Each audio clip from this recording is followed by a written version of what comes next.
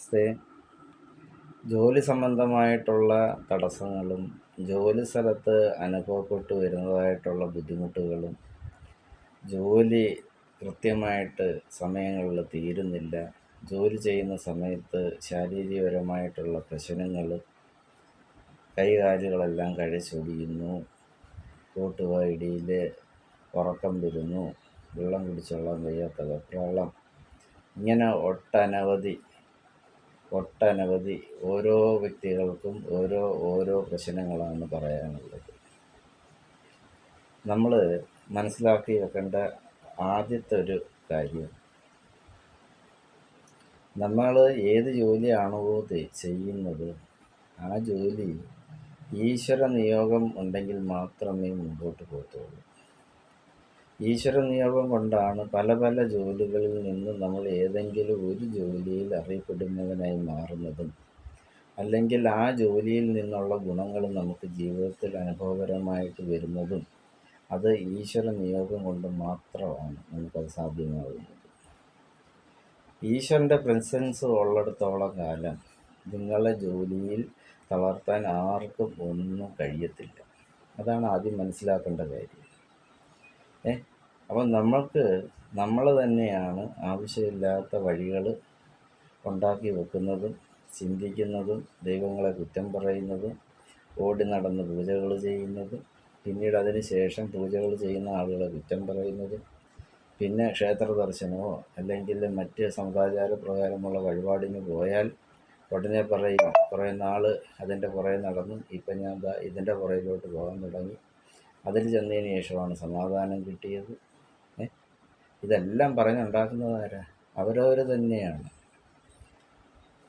ഈശ്വരാനുഗ്രഹത്താൽ ഒരു തൊഴിൽ, അത് ഏതൊരു തൊഴിൽ ആദ്യം ആരംഭിച്ചാൽ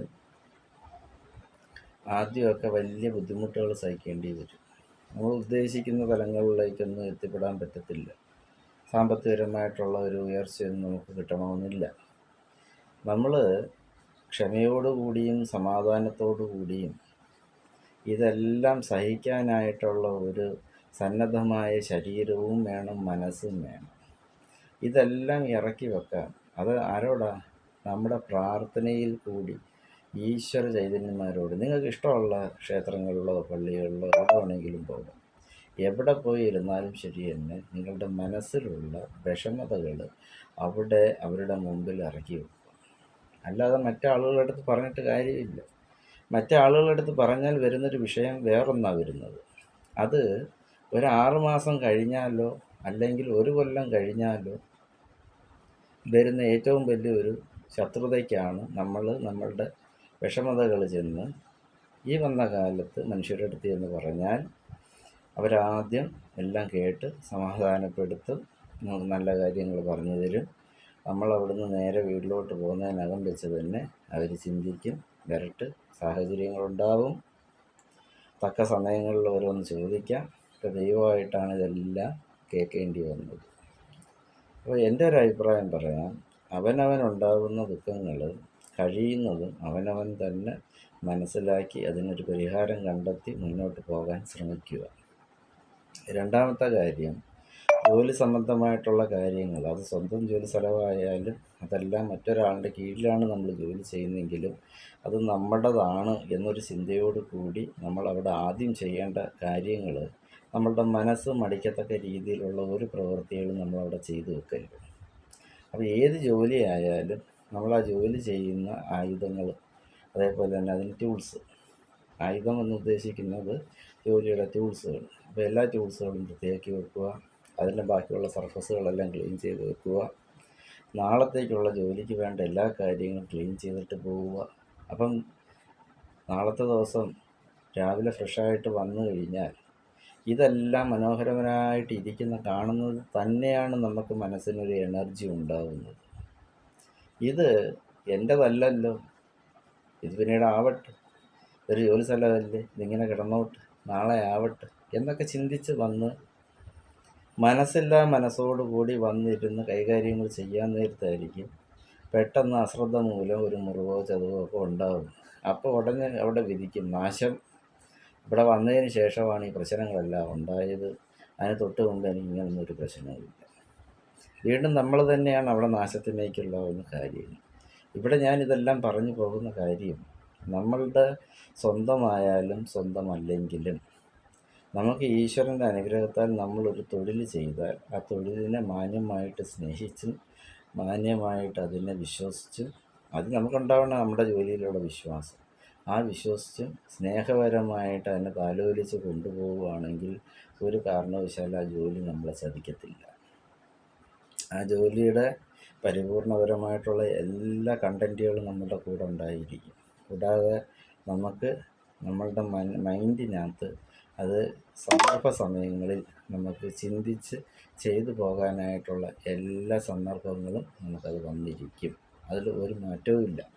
അപ്പം ഞാനിവിടെ പറഞ്ഞു വന്ന കാര്യം, ശത്രുദോഷങ്ങളും ശത്രു സംഹാരങ്ങളും പണ്ട് മുതലേ കേട്ട് ഇപ്പോൾ ഒരു കൈ വിളിക്കാനും പറയും ശത്രുദോഷമെന്ന് പറയും. അതെന്ത് ചെയ്തിട്ടാണ്?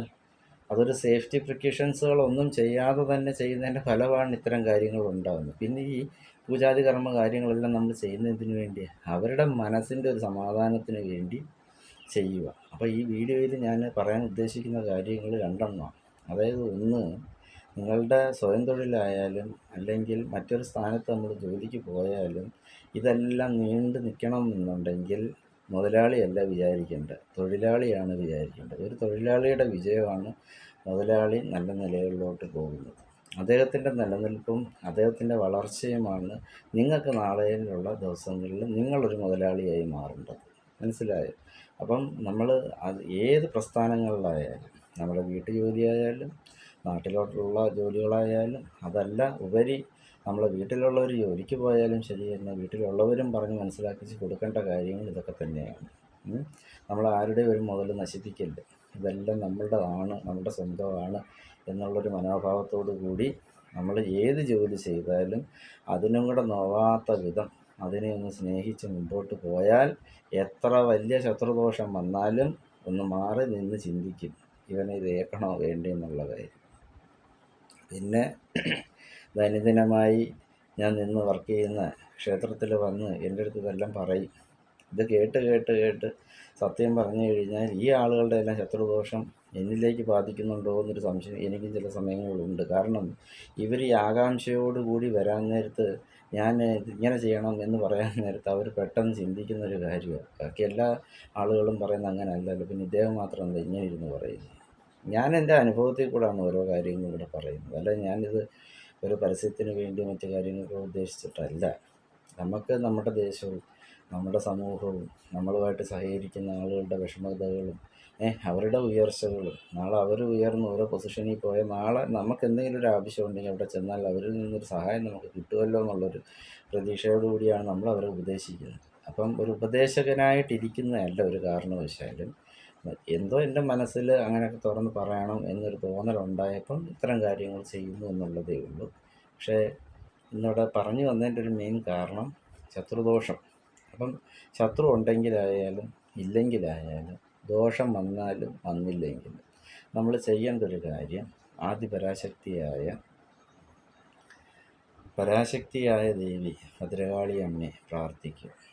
എല്ലാ ഭദ്രകാളി ക്ഷേത്രങ്ങളിലും ചൊവ്വാഴ്ചയും വെള്ളിയാഴ്ചയും ദിവസങ്ങളിൽ നിർമ്മാല്യത്തോടു കൂടിയുള്ള പൂജകൾ കണ്ടു തൊഴുതെങ്കിൽ മാത്രമേ ഒരു ക്ഷേത്ര ദർശനം അത് ആ ദിവസത്തെ പൂജയുടെ ഫലപ്രാപ്തി നമുക്കുണ്ടാകത്തുള്ളൂ. നമ്മൾ ഏതെങ്കിലും ഒരു സമയത്ത് ഓടി അങ്ങോട്ട് ചെന്ന് തൊഴുതാലൊന്നും ഫലമൊന്നും ഉണ്ടാകണമെന്നില്ല. അപ്പോൾ ഒരു ദിവസം ഒരു ക്ഷേത്ര ദർശനത്തിന് നമ്മൾ പോകണമെങ്കിൽ അതിൻ്റെ തലേ ദിവസം നമ്മൾ വ്രതശുദ്ധിയോടുകൂടി നിന്ന് അന്നത്തെ ദിവസത്തെ രാവിലത്തെ നിർമ്മാല്യ പൂജ കണ്ടു തൊഴുത്, അത് കഴിഞ്ഞതിന് ശേഷം ഉഷപൂജ കണ്ടു തൊഴുത്, അത് കഴിഞ്ഞ് ഉച്ചപൂജയും കണ്ടു തൊഴുത് തിരിച്ച് വീട്ടിൽ വന്നതിന് ശേഷം വൈകിട്ട് ദീപാരാധനയ്ക്ക് ചെന്ന് ദീപാരാധനയും കണ്ടു തൊഴുത് അന്നത്തെ ദിവസം ഒരു ഭഗവതി സേവ അവിടെ വഴിപാട് എഴുതിച്ച് ആ ഭഗവതി സേവ അവിടെ തിരുമേനി നടത്തുന്ന സമയത്ത് നിങ്ങൾ അവിടെ ഇരുന്ന് അങ്ങ് പ്രാർത്ഥിക്കുക. അത് കഴിഞ്ഞ് അത്താഴപൂജയും കണ്ടു തൊഴുത് അതിൻ്റെ ദക്ഷിണകളെല്ലാം കൊടുത്ത് എല്ലാം കഴിഞ്ഞതിന് ശേഷം പ്രസാദം സ്വീകരിക്കുക. അത് കഴിഞ്ഞതിന് ശേഷം നിങ്ങളുടെ ആരൂഢത്തിൽ വന്ന് കയറുക. അപ്പോൾ ഈ വന്ന് കയറാൻ നേരത്ത് വളരെ ശ്രദ്ധിക്കേണ്ട ഒരു കാര്യം, എല്ലാവരും ഓടി നടന്ന് പൂജകളും വഴിപാടുകളും അതും ഇതും എല്ലാം ചെയ്യും. വീടും അടച്ചിട്ട് വീടും അടച്ചിട്ട് ഒരു ലൈറ്റ് ഇട്ടുകൊണ്ട് അങ്ങ് പോകും. ഒരിക്കലും അങ്ങനെ ചെയ്യാൻ പാടില്ല. നമ്മൾ ഒരു ദിവസത്തെ പൂജ നമ്മളൊരു ക്ഷേത്രത്തിൽ നടത്തിയാൽ നമ്മുടെ ആരൂഢത്തിലെ പൂജാമുറിയിൽ ഒരു ദീപം തെളിയിച്ച് വെച്ചിട്ട് വേണം നമ്മൾ പോകാനായിട്ട്. നമ്മളവിടെ ചെന്ന് തിരിച്ച് വെട്ടത്താണ് വന്ന് കയറേണ്ടത്, അല്ല ഇരുട്ടത്തല്ല ചൈതന്യം കൊണ്ടുവരേണ്ടത്, വെട്ടത്ത് വന്ന് കയറണം. അത് ഏത് മഹാക്ഷേത്രങ്ങളിൽ പോയാലും ശരി തന്നെ. അതിലൊരാചാരം ശബരിമല ക്ഷേത്രങ്ങളിൽ പോകാൻ പണ്ട് പൂർവികർ കെട്ടുന്ന സമയത്ത് നിലവിളക്ക് കത്തിച്ച് വെക്കും. അതിൽ 5 തിരിയിട്ട് നിലവിളക്ക് കത്തിച്ച് അയ്യപ്പസ്വാമിയെ പോയി കണ്ടതിന് ശേഷം തിരിച്ച് വന്ന് ഈ വിളക്കണയ്ക്കും. അങ്ങനെയൊക്കെ ഒരു ചിട്ടയുണ്ട്. പക്ഷെ ആ സമ്പ്രദായം തന്നെ ഈ ഇപ്പോഴത്തെ ഈ ദോഷഗതികളുടെ എല്ലാം കാരണം നമ്മുടെ ശരീരത്തിൻ്റെ പകുതി മുക്കാൽ ഭാഗവും നമ്മുടെ ആരൂഢത്തിലാണ്. നമ്മുടെ വിയർപ്പായാലും നമ്മുടെ നെഗറ്റീവും എല്ലാം ആ ഭൂമിയിലാണ് നമ്മൾ കളയുന്നത്. എന്നിട്ട് അതിൻ്റെ ഏറ്റവും മേളിലാണ് നമ്മൾ കിടന്നുറങ്ങുന്നത്. അപ്പോൾ ഇത് തക്ക സമയങ്ങളിലെല്ലാം എന്താണ് ആ നെഗറ്റീവ്നെസ്സുകളൊന്നും നമ്മുടെ ശരീരത്തിലോട്ട് ഏക്കാതിരിക്കാനായിട്ടുള്ള ഒരു പവർ, ഒരു പോസിറ്റീവ് എനർജി അവിടെ വെക്കാൻ വേണ്ടിയാണ് നമ്മൾ എവിടെ പോകുന്നത്? ക്ഷേത്രത്തിൽ പോകുന്നത്. അഥവാ നമ്മൾ അറിഞ്ഞോ അറിയാതെയോ എന്തെങ്കിലും നമ്മളുടെ ഭാഗത്തു നിന്ന് പാപപ്പിഴകൾ വന്നിട്ടുണ്ടെങ്കിൽ പോലും ഈ ശയനപ്രദക്ഷിണങ്ങൾ ചെയ്യുന്ന സമയത്തോ അതല്ലെന്നുണ്ടെങ്കിൽ ശിവേലിയുടെ കൂടെ നടന്ന് പ്രാർത്ഥിക്കുന്ന സമയത്തോ അല്ലെങ്കിൽ അവിടെ പോയി ഏത്ത വിടുന്ന സമയത്തോ അതല്ലെങ്കിൽ ആ കുളത്തിൽ പോയി കൈകാലുകൾ കഴുകി വെള്ളം കൊള്ളുന്ന ഈ ക്ഷേത്രത്തിൽ ചെന്ന് ഏതൊരു വസ്തുവിനകത്ത് തൊട്ടാൽ പോലും അത് ആ ചൈതന്യം നമ്മളിലേക്ക് സ്പർശിക്കും. അപ്പം നമ്മൾ കുറേയൊക്കെ അവിടെ സാമ്പത്തികം കൊടുത്തുള്ള വഴിപാടുകൾ ചെയ്യുന്നതിനകത്തല്ല കാരണം, നമ്മൾ അവിടെ ചെന്ന് ഒരു പങ്കാളിയായിട്ട് മാറുക എന്നുള്ളൊരു കാര്യമാണ്. പിന്നെ നല്ല മനസ്സുള്ളവർക്ക് എന്തെങ്കിലും സഹായങ്ങളൊക്കെ ക്ഷേത്രത്തിൽ പോയി ജോലി ചെയ്ത് കൊടുത്തും സഹായിക്കും. അവിടുത്തെ ജീവനക്കാർ തന്നെ ആവണമെന്നൊന്നുമില്ല, അവരോട് ചോദിച്ചാലും മതി. എത്രയോ ക്ഷേത്രങ്ങളിൽ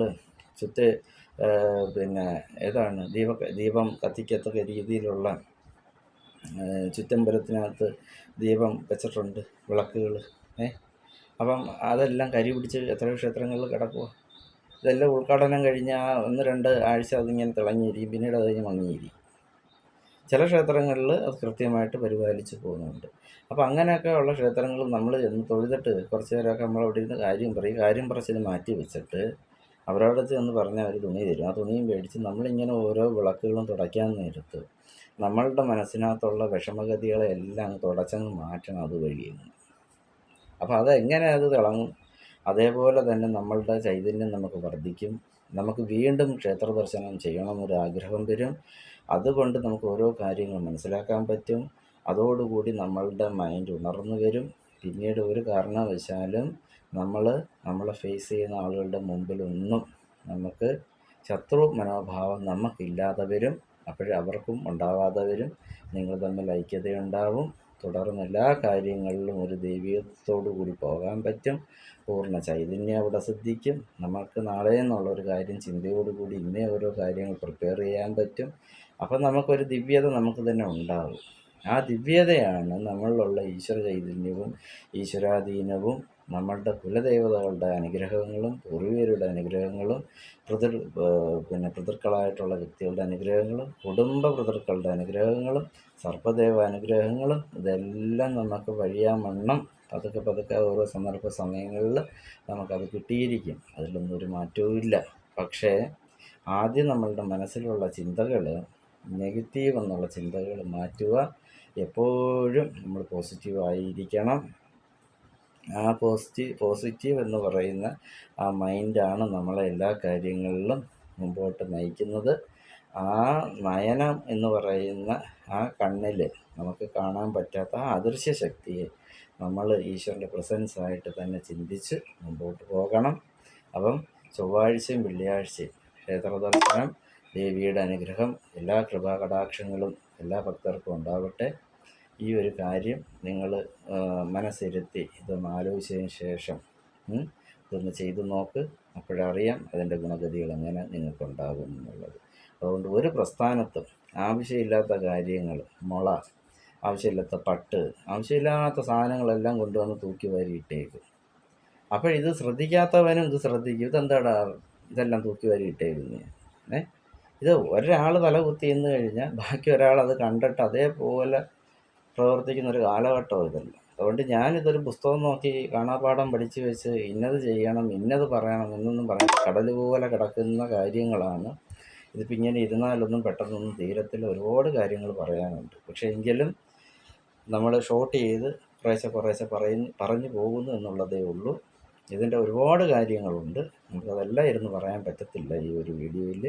അപ്പം ഈ ശത്രുദോഷങ്ങളും ശത്രുമനോഭാവ ചിന്തകളും എടുത്തു മാറ്റുക, ജോലിയെ പരിപൂർണമായിട്ട് സ്നേഹിക്കുക, അതിനെ വിശ്വസിക്കുക, അതുകൊണ്ട് ഉയരങ്ങളിലേക്ക് വരിക.